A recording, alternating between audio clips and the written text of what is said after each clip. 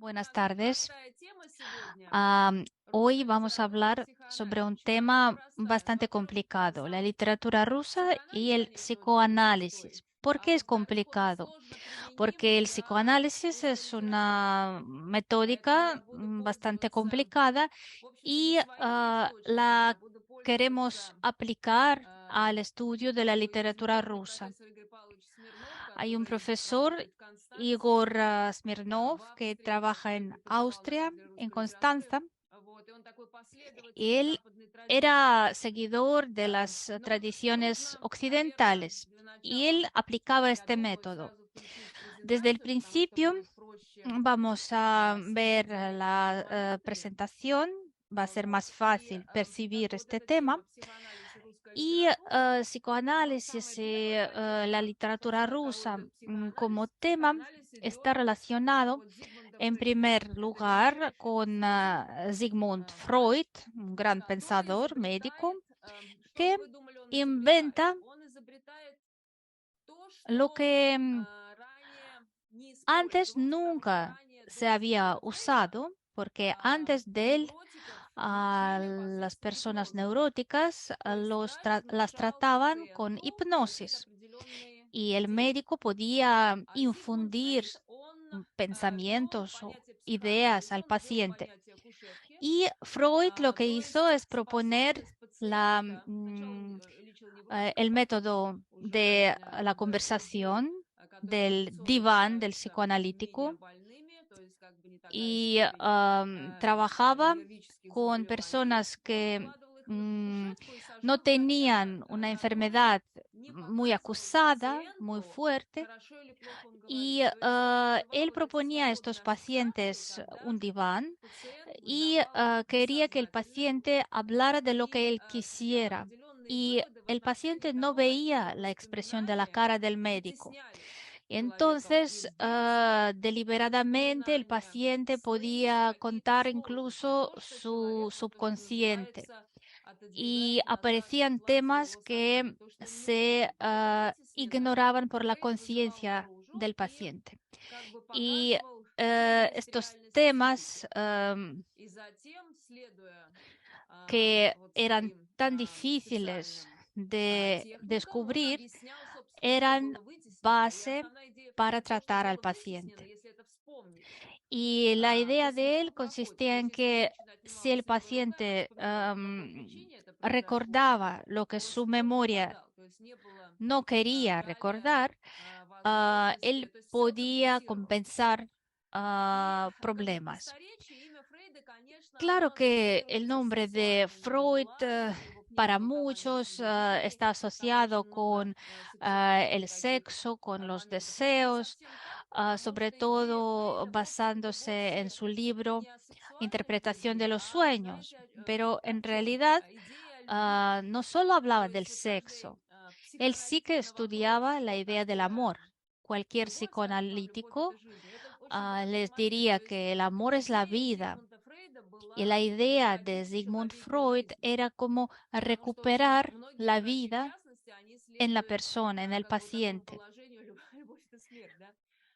porque hay médicos que creen que el amor es muerte. No, el amor es la vida, es vida. Y cada persona es subjetiva y su subjetividad se basa en sus vivencias personales. Él creía que cada uno tiene su propia historia, que puede ser revelada.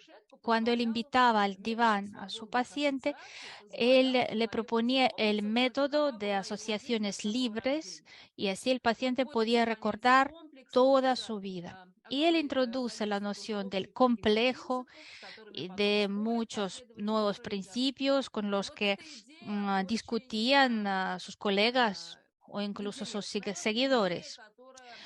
Pero la idea de psicoanálisis fue muy fecunda y usa herramientas y conceptos nuevos como por ejemplo el complejo de Edipo o el complejo castracional Pero la idea principal de su método es que el amor rige el mundo. En la tradición oriental o en la tradición ortodoxa, ah, el enfoque no era este, porque en la tradición rusa se diferencian la vida del alma y la vida del espíritu. En este caso, nosotros hablamos del alma, de las emociones, no del espíritu. Y por eso la tradición rusa percibía las ideas de Freud de una manera bastante recelosa. En esta foto ustedes pueden ver el último apartamento de Freud. Él tenía muchas estatuillas, una gran biblioteca, muchos recuerdos traídos de Egipto, de sus viajes. Él se ocultaba de los nazis en este piso y pasó allí sus últimos años. Y aquí ustedes ven otro psicoanalista muy conocido también, es Lacan, también un gran personaje que desarrollaba las ideas de Freud y contaba, explicaba lo que es la psique. Y las ideas de Lacan son muy aplicables a la literatura, al estudio de la literatura.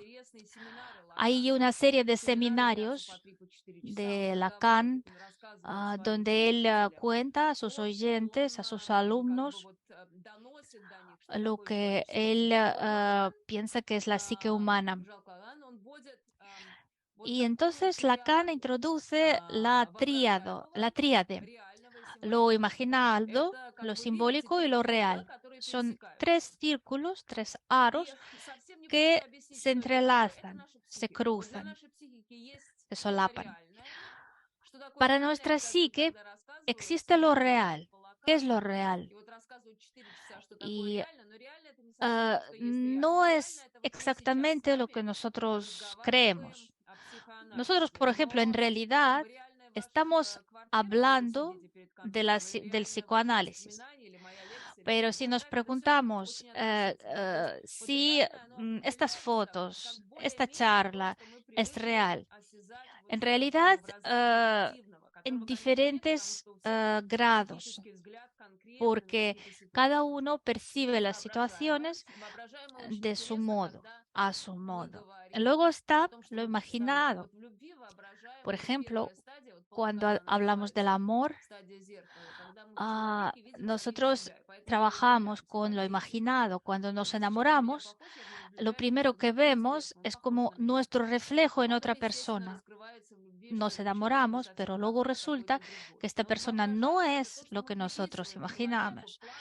A lo imaginado es lo que nosotros aplicamos, las ideas que nosotros aplicamos a la realidad o a las personas. ¿Y qué es lo simbólico? Lo simbólico son las palabras. ¿Cómo se puede descubrir nuestra psique a través de las palabras? ¿Cómo las palabras pueden revelar nuestro subconsciente? Porque es difícil para una persona hablar de los subconscientes, prácticamente imposible, pero las palabras lo pueden revelar. Cuando hablamos del amor, de lo deseado, ¿cómo puedo distinguir dónde está la realidad y dónde está lo que yo he imaginado? ¿Y qué es lo que yo puedo expresar a través de la palabra? Este es el terreno donde opera Lacan, tratando de descubrir lo que es la psique. Pero lo principal es que está el sujeto. La objetividad no sabemos si existe, pero el sujeto, la subjetividad, sí. A veces los psicoanalistas cuentan ejemplos como, por ejemplo, una persona se casa su mujer le prepara la cena y esta persona es un paciente. Y cuando empieza a cenar, él se cae otra vez en el pozo de sus problemas. La realidad no ayuda. Psicoanálisis está enfocado en entender lo que es la persona, lo que es el individuo, para ayudar al paciente, para ayudarle a ser feliz en la sociedad. La idea de psicoanálisis es humanista en realidad. Y en la tradición occidental hay un análisis hecho por Edgar Allan Poe en su relato Carta robada. El tema de Lacan es amplio. Se puede dar una charla sobre Lacan. Pero en el relato de Edgar Poe figura un detective que lo entiende todo, el protagonista. Es parecido a Sherlock Holmes de Conan Doyle. Y este detective Dupin recibe un problema, un caso. La reina escribe cartas a un amigo o a un amante y el primer ministro le roba una de estas cartas. ¿Y cómo el primer ministro adivina que es una carta que contiene algún secreto? Porque él ve como la reina se pone nerviosa cuando tiene en las manos esta carta. Y el ministro está entre otras personas. Está el rey, están los cortesanos, otros ministros. Y el primer ministro entiende que si él roba esta carta, la reina no podrá decir nada ni mostrar nada con su cara porque si no, alguien se dará cuenta. Y él quiere chantajear a la reina y roba la carta. Y entonces la reina contrata al detective Dupin, y le pide encontrar su carta. Y aquí es muy interesante el que Dupin encuentre la carta enseguida. Él va a casa del ministro y encuentra la carta porque está en la mesa. La policía también busca esta carta, pero no puede encontrarla. La busca en lugares como más remotos, más secretos. Y mientras tanto, el detective la encuentra. Y él dice que la palabra es como nuestro subconsciente. Esta carta se mueve de manos de un personaje a otro personaje. Y en cuanto la carta llega a las manos de uno, se ilumina el alma de uno. Y así nos muestran cómo se puede entender en el texto o en un objeto, no lo que está en la superficie, sino lo que está guardado dentro, lo que Freud llamaba subconsciente. Y para los estudiantes, por ejemplo, será interesante saber.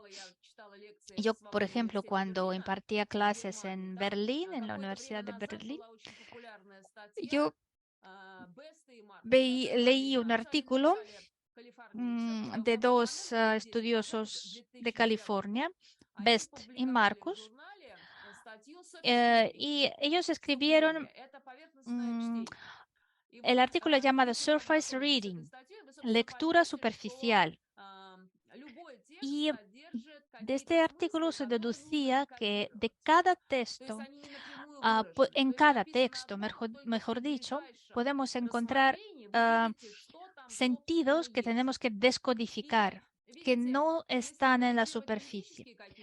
Si analizamos, por ejemplo, los textos políticos, esto es muy productivo y la idea funciona con estos textos.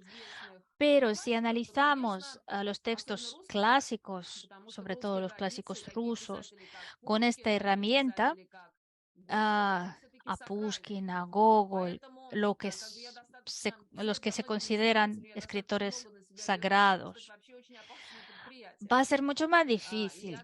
Y yo sé que es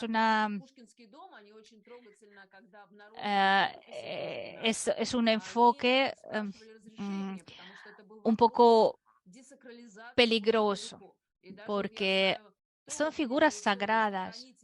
Yo sé, por ejemplo, que en la Casa Pushkin, en el Instituto de Literatura Rusa, cuando quisieron publicar los borradores de Pushkin, tuvieron que aprobar esta decisión entre varias personas, incluidos los conservadores de los borradores. Yo además uso como base el libro de Smirnov llamado Psicodiacronología, psicohistoria de la literatura rusa, desde el romanticismo hasta nuestros días, publicado en 1994. Y Igor Smirnov demuestra que cada clásico, cada época literaria tiene cierto psicotipo. Y él los divide en complejos. Complejo de Edipo, complejo castracional, sadismo, masoquismo. Pero hay que entender que es como un juego. Este psicotipo no es directamente lo que nosotros sabemos como sadismo, por ejemplo.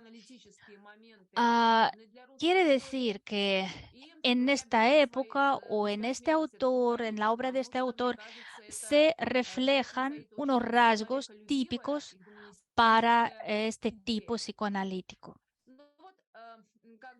Por ejemplo, hay un concepto deseo. El deseo está en la base de psicoanálisis.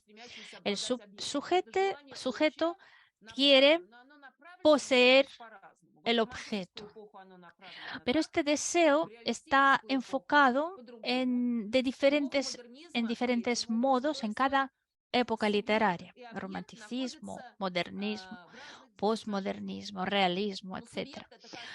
El sujeto es una persona y el objeto puede ser cosa o persona. Lo que él ve, lo que él come o bebe, el que o la que él ama o desea, etcétera, etcétera. Después del pecado original, el mundo se transformó y se dividió en sujetos y objetos. Repito, el objeto puede ser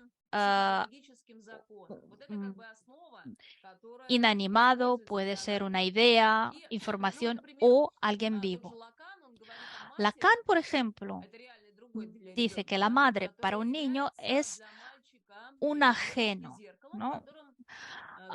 Entre comillas. Y para el niño, la madre es como el espejo donde él se ve reflejado a sí mismo, pero a la vez él nota la ausencia. Un niño en su edad temprana se asocia con su madre o con su padre. Y de aquí salen los complejos. El primer complejo se llama castracional. El complejo de la castración, ¿qué es? Es el miedo de perder algo, de perder una parte de su cuerpo, la parte más importante de su cuerpo. Es igual para niños y niñas, pero detrás de eso está el miedo de perder su autoridad, de perder algo que necesitamos. Y este complejo se considera básico no solo para la obra de Pushkin, como dice Igor Smirnov, pero dice que también es básico, es característico para el pueblo ruso, que siempre está temiendo de perder algo. Pues esta idea del complejo castracional es el miedo por algo, es el miedo de perder algo. Pero el miedo de perder, por ejemplo, el poder, la autoridad, la inspiración, no solo es un miedo individual, puede ser un complejo ah, que sería consecuencia de cierta organización social o despotismo. Hay una idea en la filosofía francesa que explicaban este complejo como un fenómeno social, porque no solo se trata de un complejo individual, de perder su influencia, su poder o su identidad, su fuerza, sino es un miedo social de perder un estatus. Y luego, si seguimos con esta idea del complejo castracional, vemos que el sujeto siente la involucración y a la vez la no involucración en su género. Este miedo no se determina por el género, el sexo, sino por la psique. Si estudiamos los poemas de amor de Pushkin, según Smirnov, es muy característico el motivo de obstáculos que siempre aparecen en una relación amorosa. Y Igor Smirnov da muchos ejemplos de los poemas de Pushkin. Hay tales ideas como la vejez del sujeto lírico, el acercamiento de la muerte, la traición, la infidelidad, la evitación de una pasión peligrosa, fracaso, falta de libertad. Y para cada una de estas ideas, él da ejemplos de la poesía de Pushkin. Ahora lo omitimos porque no se podría leer tanto y traducir todas las citas de Pushkin. Smirnov explica las citas o los héroes líricos de Pushkin, diciendo que el padre de Pushkin era bastante avaro y por eso Pushkin en su vida era bastante polígamo. Luego está el motivo de la timidez, de la falta de la correspondencia en el amor, el recuerdo de otro amor que destruye esta relación, la desesperación, el coqueteo de su amada con otros, los celos, la angustia que está presente en el sentimiento de amor, el rechazo de su sentimiento. En su poema tan famoso que dice, yo la amé, etcétera, etcétera. La tentación de la amada con la poesía, el juego de la imaginación. Y otro motivo muy importante dice así, la creación, la creatividad individual nunca será perfecta ni completa si no hay inspiración que viene de otro mundo, que venga del Dios. De todas formas, de fuerzas de otro mundo. Voy a citar Voy a citar uno de los poemas de Pushkin más bonitos. Sobre las nubes, los demonios se llama este poema, y es un poema muy bello que tiene aliteraciones, rimas. En español dice así: corren las nubes, se tuercen las nubes, una luna invisible ilumina la voladora nieve, cielo turbio, noche encapotada. Voy por el campo abierto, las campanillas ding dong dan. Un miedo sin remedio domina entre esas llanuras desconocidas. Y eso es solo el inicio. Pues en la poesía de Pushkin está presente la idea de lo icónico. Y, por ejemplo, las palabras que en ruso en ruso empiezan con el prefijo des, en ruso suena como bies. Y este prefijo ah, se pronuncia igual que la palabra demonio. Entonces, los demonios no solo se nombran directamente, sino están penetrando en las palabras, están saliendo de la estructura de las palabras. Y este poema dice, luego desarrolla el tema de que uno está cruzando el campo abierto durante la ventisca en invierno y ve y oye cómo giran alrededor los demonios. Alexander Pushkin es la figura tan importante para la poesía, para la cultura rusa, entre otras cosas, es porque, como decía mi profesor Etkind, porque la poesía de Pushkin es ligera, porque antes de él, los poetas, los literatos, usaban una lengua muy pesada. Por ejemplo, en la novela La pobre Lisa de Karamzin, la protagonista se enamora y habla del amor, pero habla del amor con un estilo de las odas antiguas, de poesía clásica y pesada. Y lo que hizo Pushkin es introducir en la literatura la belleza y de la palabra ligera y virtuosa. Por ejemplo, la novela, el poema Eugenio Onegin, es difícil de traducir, pero es muy importante escribir también el comentario. Los comentarios para este poema es más gordo que el poema mismo. Y la poesía es densa y a la vez ligera. Y él, en su poesía está la trascendencia.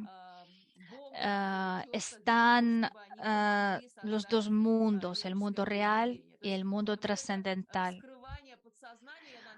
Y yo espero que cuando hablamos del subconsciente, de la poesía o del poeta, no les parezca raro porque también este enfoque puede aplicarse.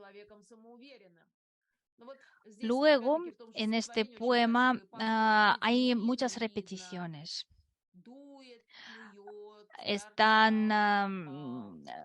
Hay muchos elementos que se repiten y duplican o triplifican la fuerza de la palabra como los espejos. Hay construcciones simétricas.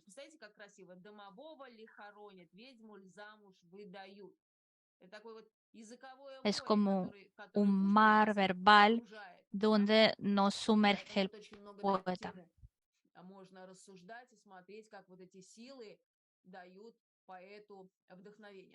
Luego, hay otro tema psicoanalítico muy difícil de explicar. Es la oralidad y la analidad. Esos son términos normales para los psicoanalistas. ¿En qué consiste? En definir y distinguir lo que se añade al cuerpo. Por ejemplo, cuando un niño lo mete todo en la boca, lo quiere probar todo, él añade, ¿no?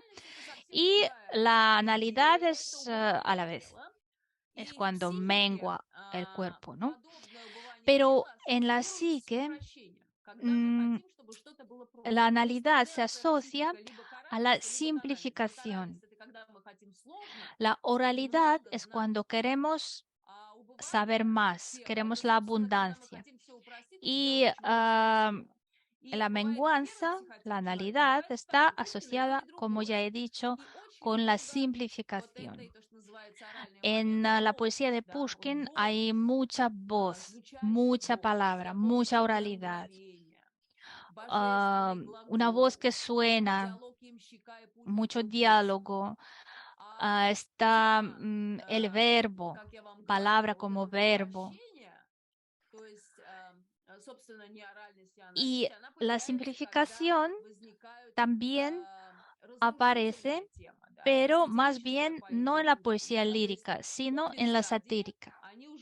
En Pushkin están las dos tendencias. De esto escribe Igor Smirnov y para mí es muy interesante porque el tema de la voz que suena, es mucho más interesante de lo que parece. Nosotros absorbemos, digerimos la información y así conocemos y nos profundizamos en el conocimiento de la vida.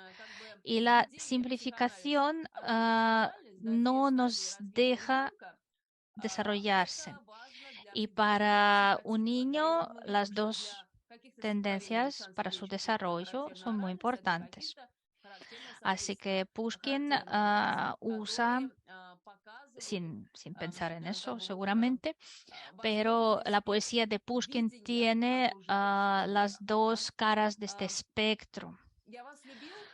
Luego está el famoso poema que dice: yo la amé y ese amor tal vez está en mi alma todavía, quema mi pecho, pero no quiero confundirla más, que no le traiga pena este amor mío. Yo la amé sin esperanza, con locura, sin voz, por los celos consumido. La amé sin engaño, con ternura, tanto que ojalá Dios quiera que otro le tenga un amor como el mío.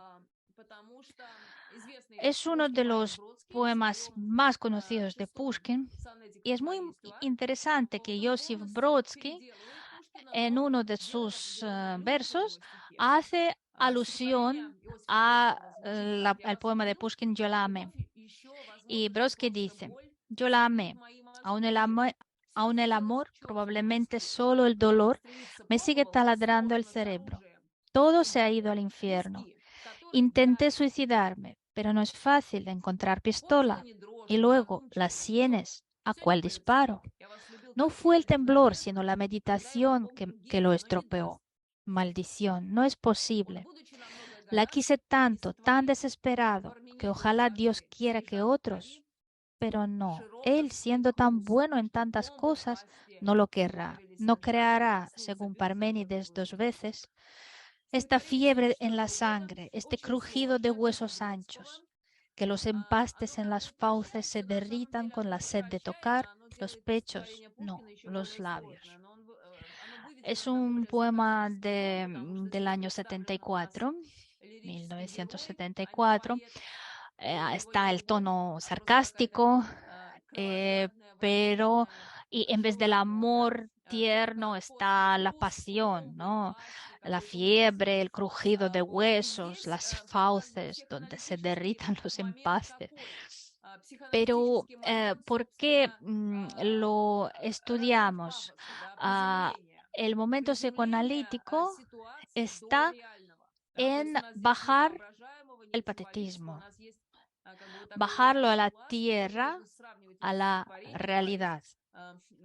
Estos poemas, aunque están relacionados, tienen los mismos motivos, pero son absolutamente diferentes. En Pushkin vemos el romanticismo, la idealidad, y en Brodsky vemos que el ideal se transforma en algo tan material que parece escultórico. Lo podemos ver desde diferentes puntos de vista y estudiar las diferencias. Pero luego, después de mencionar el síndrome castracional, tengo que decir que supone que lo suyo adquiere sentido en relación con lo ajeno. Y cuando estudiamos estos textos tenemos que distinguir dónde está lo suyo y lo ajeno. Así se añaden características típicas no solo para el complejo castracional, sino también para el tipo esquizoide o un histérico que no sabe dónde termina lo suyo y empieza lo ajeno. Y repito, algo adquiere sentido solo en relación con lo ajeno. Se puede compararlo con la histeria. Para psicoanálisis, la histeria es cuando un individuo no sabe dónde termina lo suyo, ¿no? Y dónde empieza lo ajeno. Y el tipo esquizoide se vive en el otro. Para un esquizoide no existe el mismo, existe solo el otro.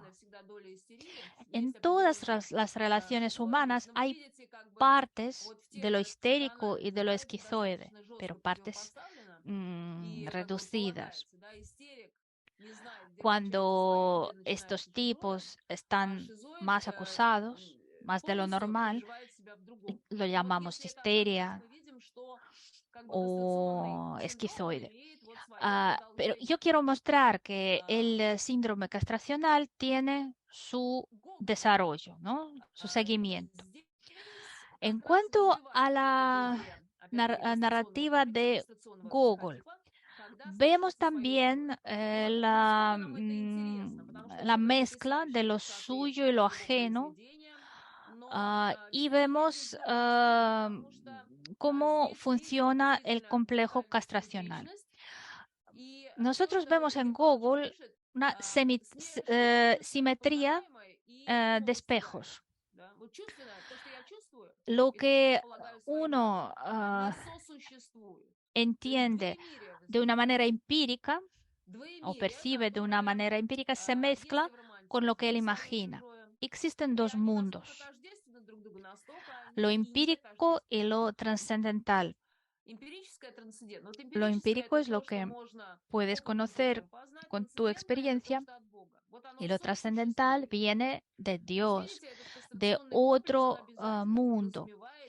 Y repito que el complejo castracional siempre tiene que ver con interacciones con lo otro, con lo ajeno, incluso lo trascendente.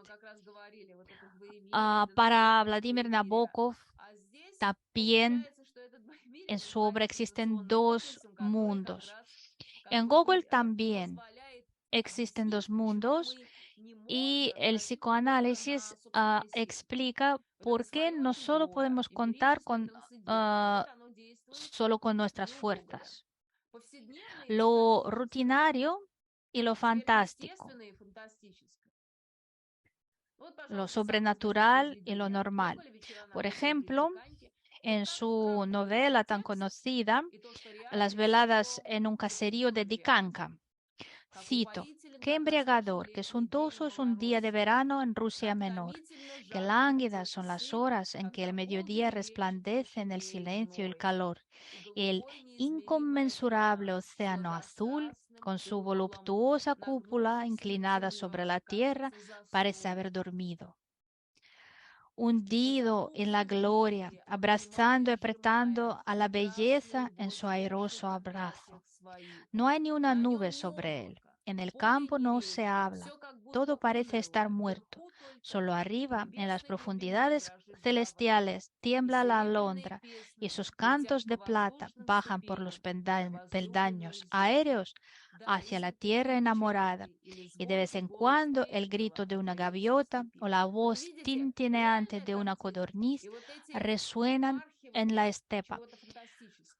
Pues es una descripción, pero en esta descripción está la mezcla, la interacción de dos mundos. Sigo citando. De forma perezosa e reflexiva, como si pasearan sin propósito, se levantan los robles sublacustres y los golpes de sol cegadores iluminan masas enteras de hojas pintorescas, proyectando una sombra oscura como la noche, sobre la que solo con una brisa fuerte brota el oro. Esmeraldas, topacios y corindones de insectos caen sobre abigarrados huertos, ensombrecidos por majestuosos girasoles. Pajares grises y gavillas de pan doradas acampan y vagan por la inmensidad del campo. Pues son descripciones excepcionales. Google es un ejemplo de estilo de descripción. Vladimir Nabokov valoraba mucho a Gogol porque Gogol poseía el talento de mezclar lo mágico y lo rutinario. Pero un psicoanalista diría que aquí también está presente el complejo castracional, porque está la sublimación y está lo terrenal. Gogol era una persona muy complicada, temía mucho la muerte y al final parece que lo enterraron vivo porque estuvo en no en coma, sino en un sueño profundo que parecía muerto. Y era una persona en cuyo alma hubo mucha lucha. Escribía además mucho sobre los espíritus, los demonios. Es un escritor metafísico que era incapaz de ser un plano realista. Es un gran error pensar que nosotros lo podemos todo por nosotros mismos. Los ateos tienen que pensarlo porque no tienen otro remedio, pero en realidad lleva al fracaso. Y los clásicos rusos de tal o cual manera lo mencionan la necesidad de la ayuda de fuerzas sobrenaturales. Bueno, vamos a introducir el complejo más famoso del psicoanálisis, es el complejo de Edipo.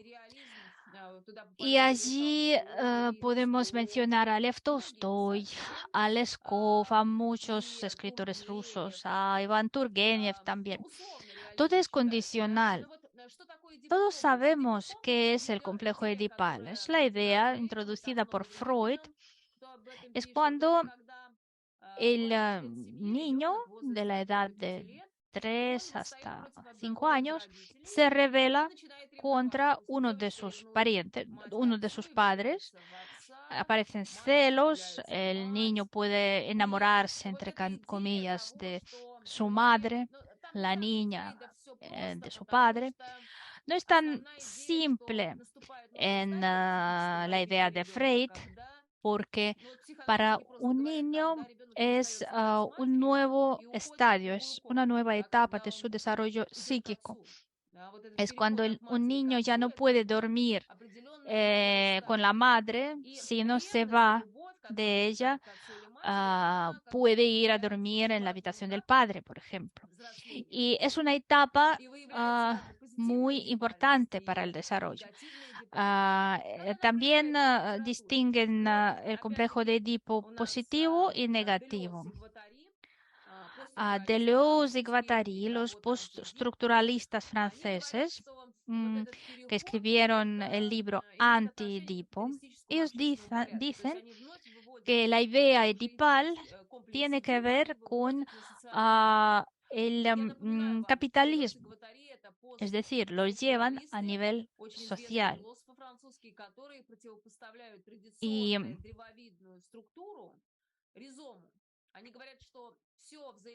ellos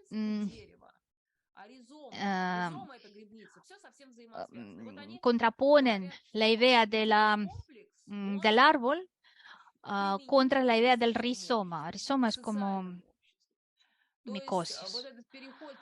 Y esto se aplica, esta idea se aplica al desarrollo de la persona en su familia y más ampliamente la interacción con la sociedad, con los otros.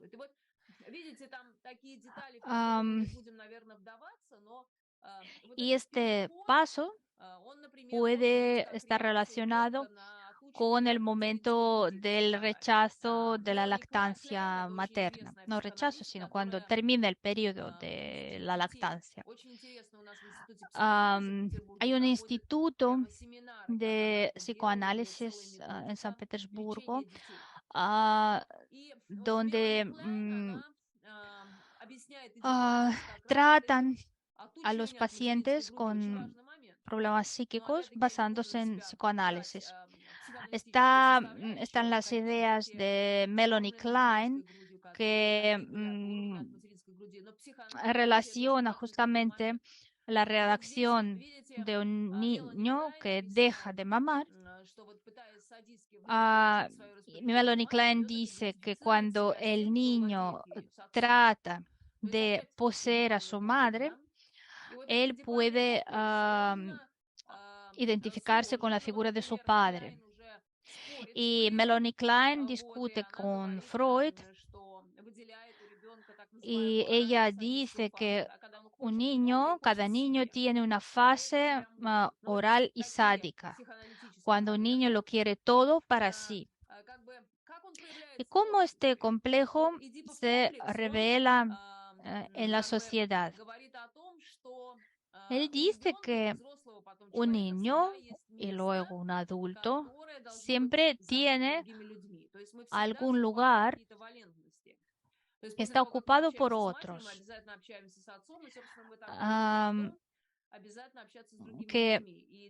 y que para los autistas no existe esta segunda etapa, la posibilidad de interactuar con otros. Pero si vemos en qué medida interactuamos y cómo lo hacemos, podemos leer a Vladimir Solovyov, el gran filósofo de la época de plata. Él hablará del organismo espiritual universal. Y esta idea del complejo de Edipo la sigue Lev Tolstoy en Ana Karenina. Igor Smirnov dice que el joven personaje, Vronsky, tiene la idea de una relación con una mujer mayor que él, mujer casada, como un deseo del incesto edipal.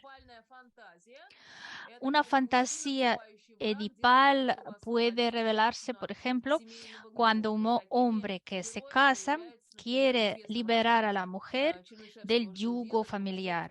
Por ejemplo, lo hace Lopukhov con Viera Pavlovna en la novela de Chernyshevsky, ¿Qué hacer? Aquí está esta fantasía edipal. Repito que el complejo edipal es cuando un niño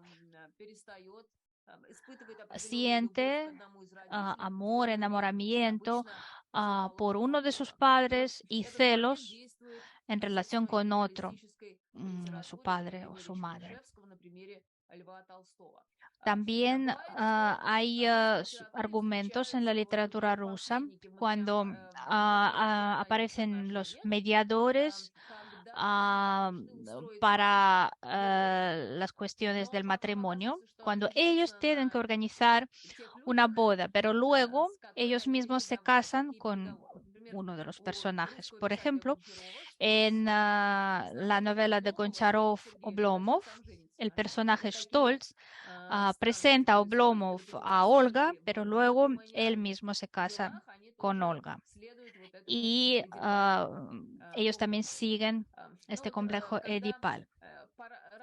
O cuando aparecen parejas con edades muy diferentes. Por ejemplo, en Chekhov, en la historia aburrida, hay una relación entre un profesor viejo y su alumno. Existe el complejo edipal negativo y positivo. Negativo, por ejemplo, el negativo se revela en Crimen y Castigo cuando Raskolnikov mata a la vieja en la novela de Dostoyevsky. Edipo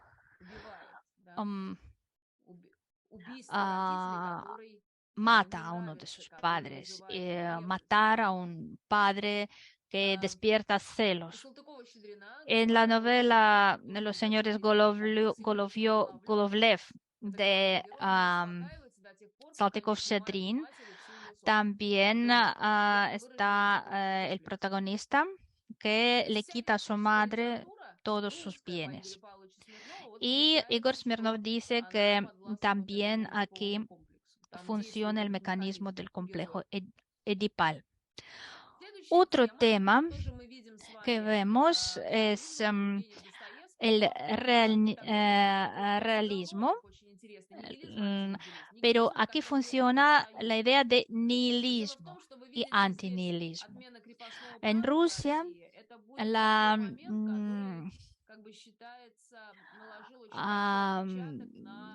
prohibición de la esclavitud fue un gran impacto en la psique del pueblo, porque luego las personas o incluso familias enteras trataban de compensarlo.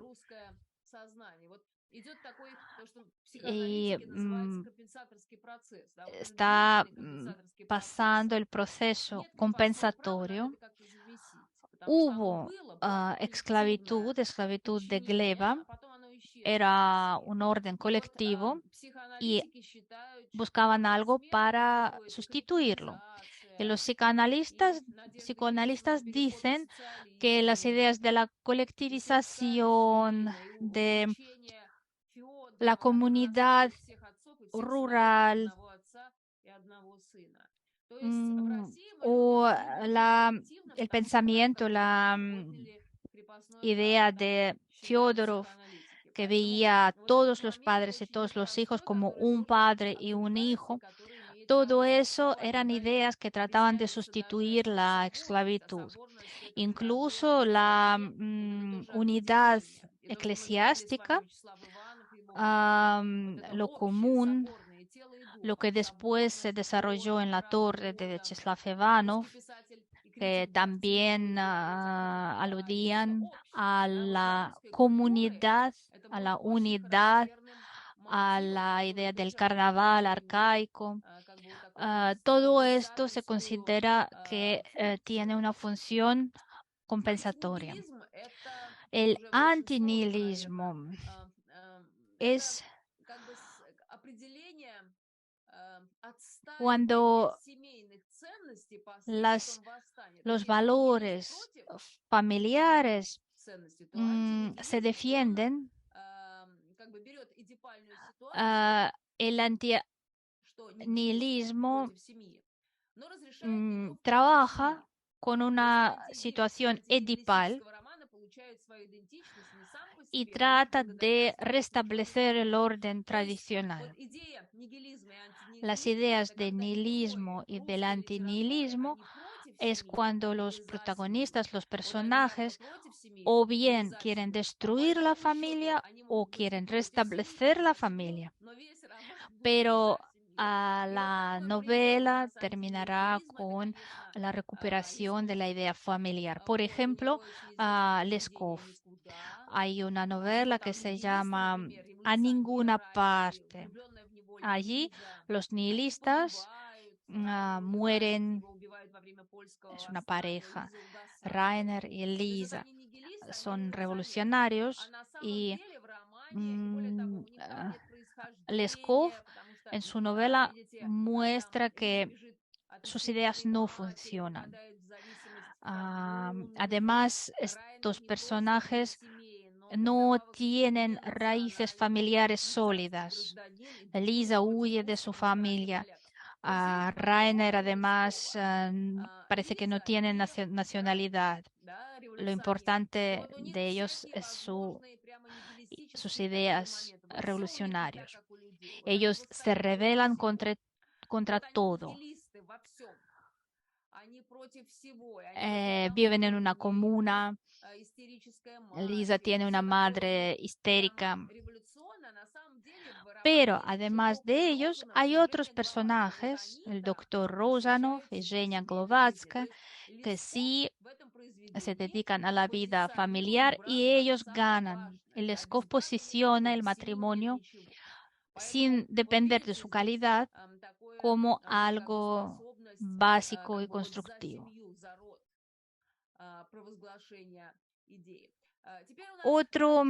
Otra etapa es modernismo. Hablaremos de Iván Bunin. Aquí también se discuten ideas de amor y la familia. Y allí hay una lucha entre dos temas, el rechazo de la familia, el amor nihilístico, amor revolucionario y la familia tradicional. Hay un relato, un cuento muy conocido de Bunin que se llama Aliento Suave o Aliento Ligero. Allí hay muchos saltos temporales. Se trata de una chica, Olga, que siempre era muy ligera en todo, también en sus relaciones. Y luego ella muere y su profesora, su maestra, va al cementerio y siente este aliento suave. Es uno de los cuentos más bellos de la literatura rusa. Y uno de los fragmentos del final ya de este relato y una amiga suya, una amiga de Olga, y a Olga la mató uno de sus amantes. Le disparó. Y esta amiga recuerda a la protagonista, la describe y dice cómo tiene que ser una bella, ¿no? Una chica bella. Y da muchos detalles como los ojos rojos, perdón, ojos negros, pestañas negras, una cara rosada, esbelta, o los brazos largos, etcétera, etcétera. Pero dice, lo más importante es un aliento suave o un aliento ligero. Y dice, y yo sí lo tengo. Y ahora este aliento suave se disipó por el mundo, se disolvió en el cielo y en el viento primaveral. Es como el espíritu de Olga, la protagonista. Es la novela, es casi la novela más conocida de Bunin, porque el argumento es muy triste, pero con el fondo de esta historia toda la historia está respirando con con esta suavidad, con esta ligereza. Y la dinámica de la novela tiene muchos saltos. Y para la literatura rusa es inicio del modernismo. El modernismo mantiene la idea de la mezcla de la realidad y la irrealidad, de algo que sale fuera de los límites de la personalidad. Salir de estos límites ya es simbolismo. Y Igor Smirnov dice que simbolismo es la histeria para los psicoanalistas. El simbolismo es la imposibilidad de obtener lo que queremos. Lo físico, lo metafísico, lo hipotético, lo pensado, lo suyo, lo ajeno, se relacionaba en los textos simbólicos de tal manera que el eslabón que unía estos dos mundos se negaba. Es un gesto de imposibilidad. Esto se ve, por ejemplo, en Zinaida Gipios, en su relato La diosa. Allí está el estudiante que siempre busca algo y él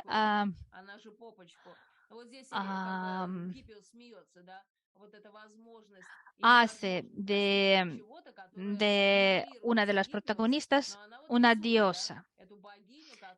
Él ve en ella la realidad trascendental.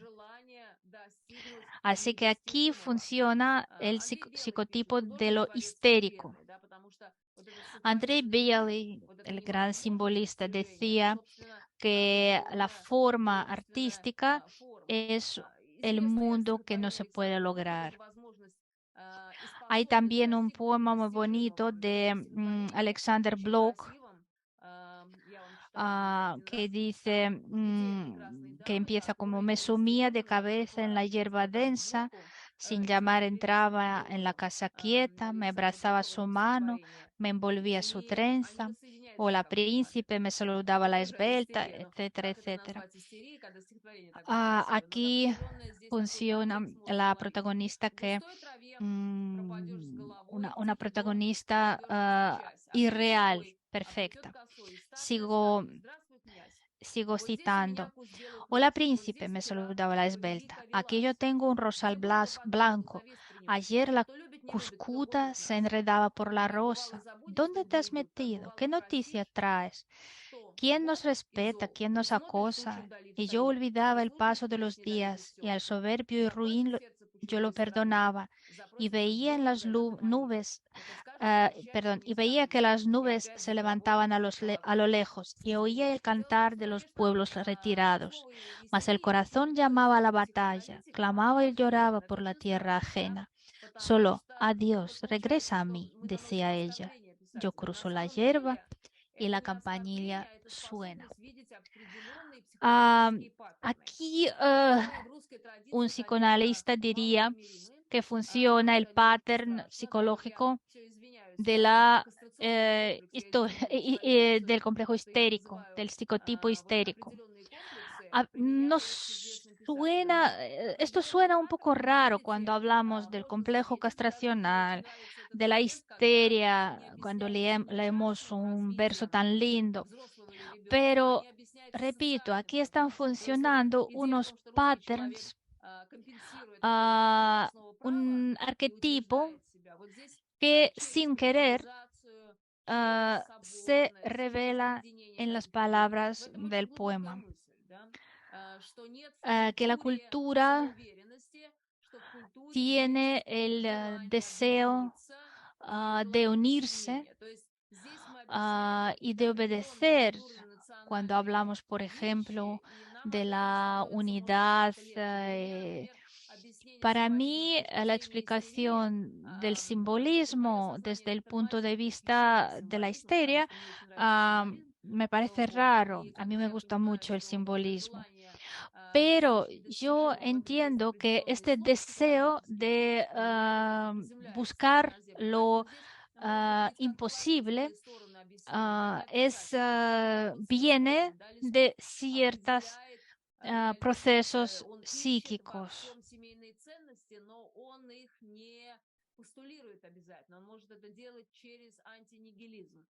Como yo les decía,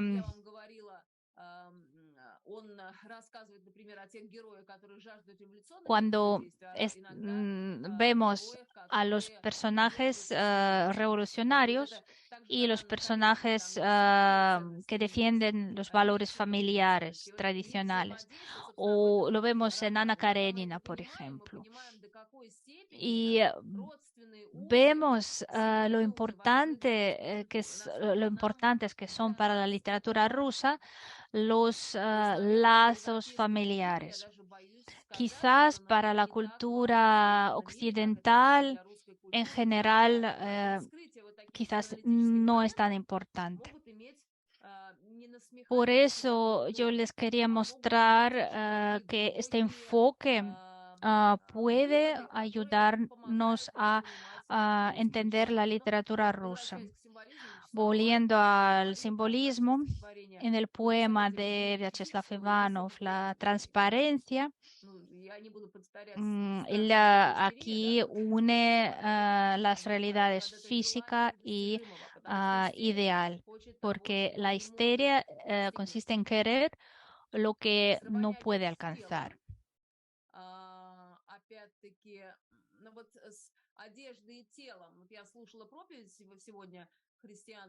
Luego, este motivo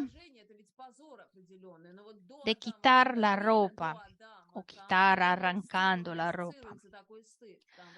En realidad, la ropa, ponerse la ropa o quitarse la ropa, tienen significado arquetípico. Recordemos que en el paraíso, antes del pecado original, Adán y Eva no se veían desnudos.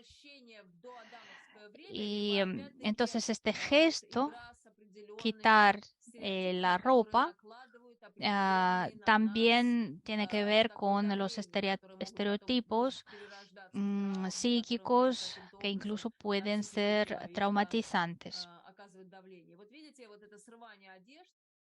Y es muy importante para los simbolistas.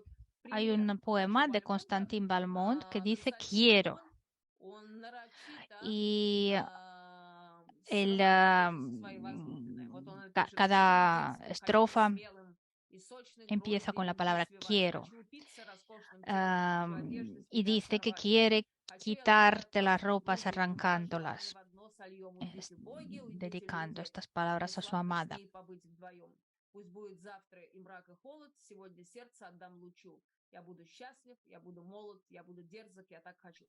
Es también compensación de ciertos estereotipos que quiere destruir el simbolismo. Luego aparece otra idea característica para el simbolismo, es un individuo obsesivo, es la obsesión por poseer al otro, la imposibilidad de distinguir lo suyo de lo ajeno. Cuando lo ajeno se hace tu trofeo. Un individuo obsesivo quiere poseer. Igor Smirnov dice que el bien se transforma en el mal y luego el mal donde centellea el bien. es característico de los simbolistas menores. Por ejemplo, en el poema de Alexander Blok, Los 12, cuando están los soldados bolcheviques siguiendo a su líder y resulta que su líder es Cristo. Luego aparece la idea de sado-vanguardismo. La vanguardia es la inclinación por justificar la violencia y la crueldad, es decir, el sadismo. El filósofo Fromm, que escribió muchos trabajos, entre ellos estudios del amor, y en sus manifiestos futuristas, él dice que ahí está la destrucción, la necrofilia, y Tsiolkovsky ve estos motivos en la obra de Mayakovsky. Hay varias citas de Fromm, de Freud. El Freud dice que hay que descubrir la esencia del sadismo, contraponiéndolo al masoquismo. Y Fromm estudia la agresividad, estudia el sadismo, el masoquismo, sadismo como la crueldad por el otro y masoquismo es la crueldad por sí mismo. Y el gran poema de Mayakovsky, La nube en pantalones, que me gusta mucho. Aquí los psicoanalistas ven las tendencias sádicas y masoquistas. Yo puedo citarles este poema por memoria.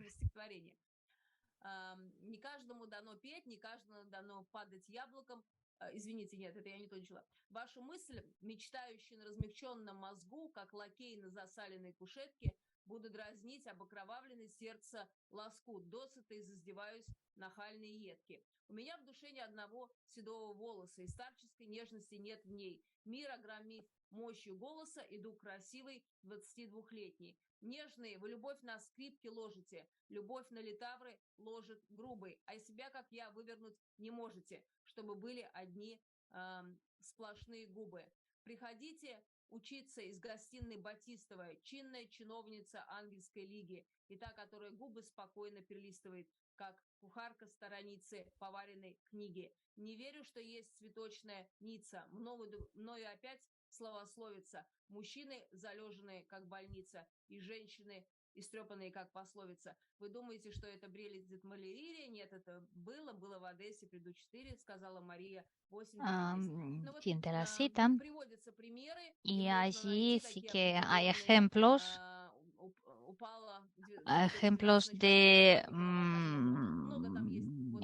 de sádicos, ¿no? Luego menciono la novela la novela llamada Cómo se forjó el acero de Nikolai Ostrovsky.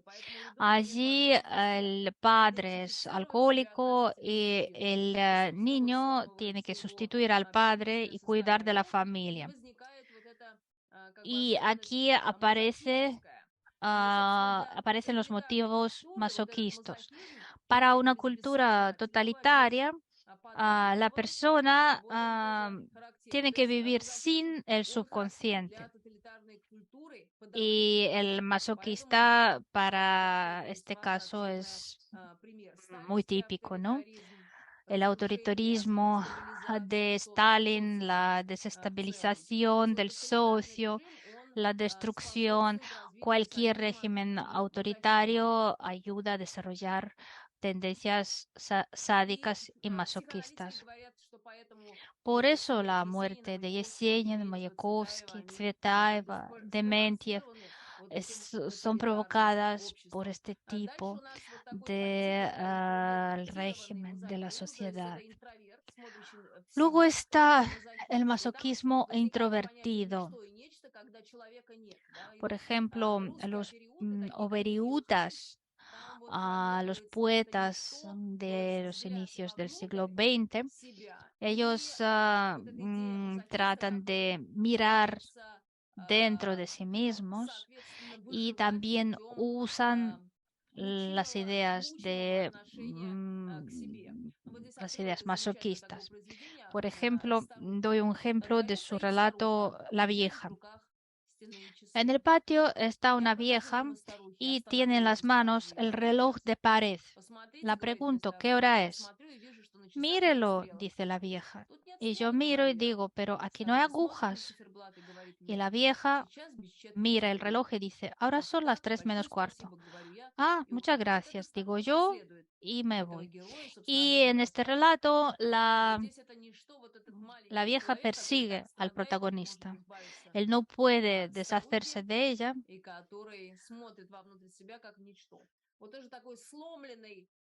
Un protagonista, un personaje destruido por el socio.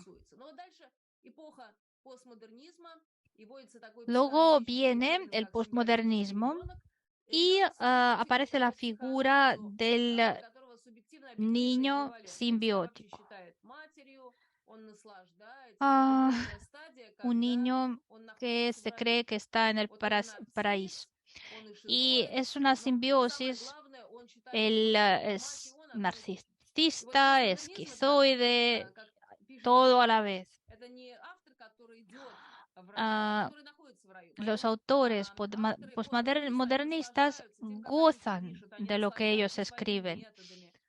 Nabokov, bueno, cualquier postmodernista.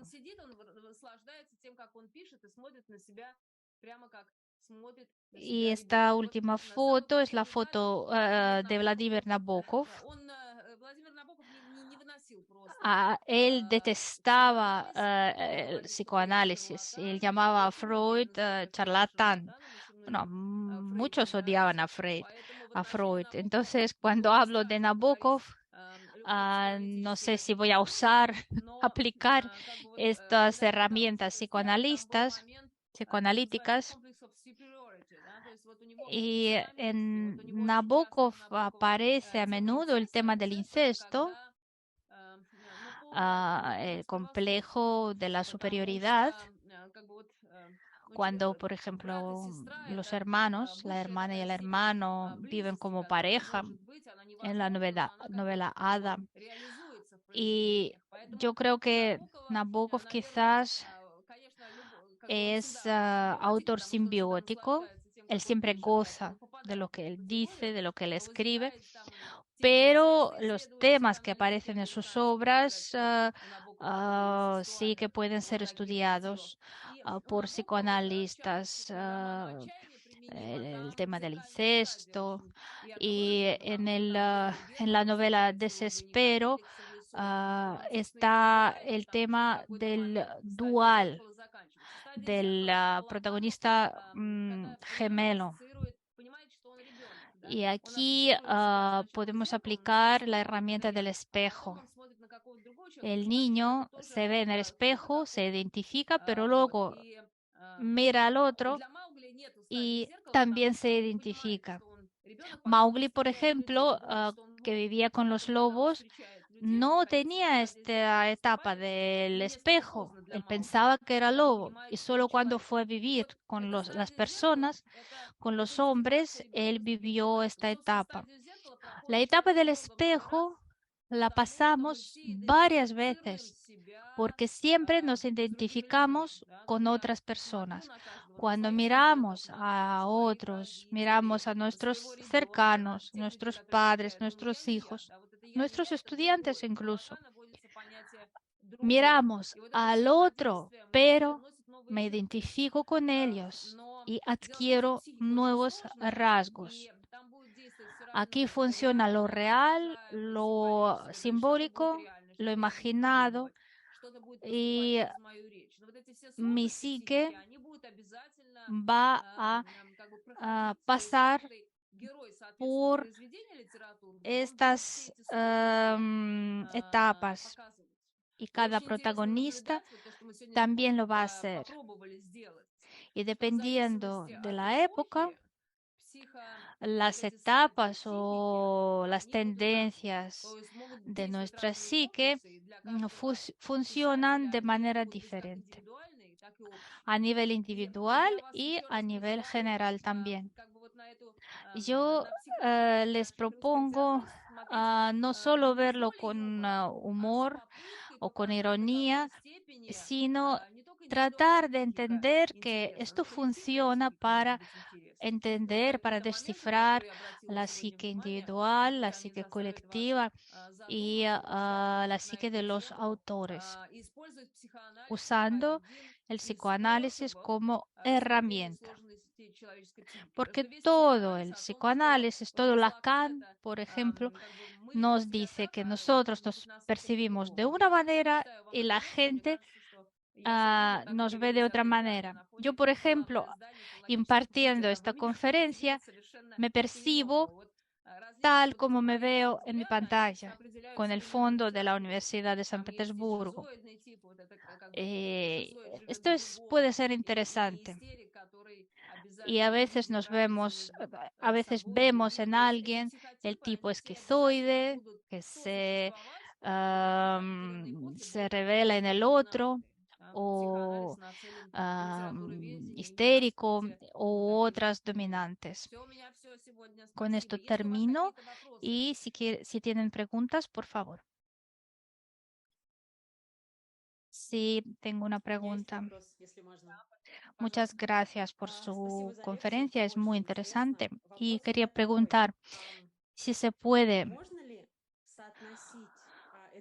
comparar las etapas del desarrollo de la sociedad y las etapas del desarrollo de la literatura y las etapas del desarrollo de una persona, de un niño.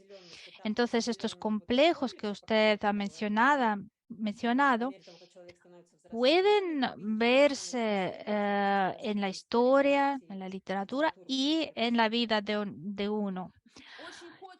Sí, nos gustaría hacerlo, pero con la historia es mucho más difícil. Lo que todos dicen, el narcisismo como etapa del desarrollo de un niño. Entendemos que cada uno por momentos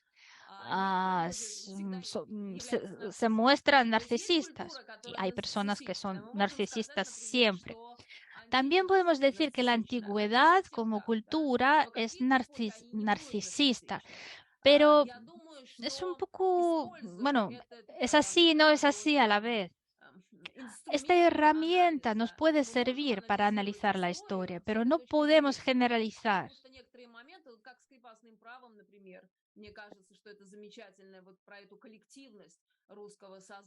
O la colectividad, el colectivismo de la conciencia, de la mentalidad rusa, la esclavitud de Gleba, por ejemplo, o la idea del sadismo y masoquismo, que puede ser característico para la historia universal en ciertas etapas. Pero yo analizo los textos literarios porque allí se contiene más cultura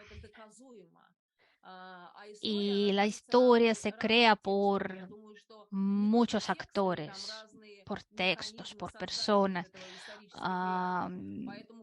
Entonces, esto se puede aplicar a la literatura, a la cultura, pero a la historia más difícilmente porque allí también funcionan otras dominantes, otras referencias. Sí, se puede distinguir allí psicotipos, se puede aplicar, pero con dificultad. Gracias.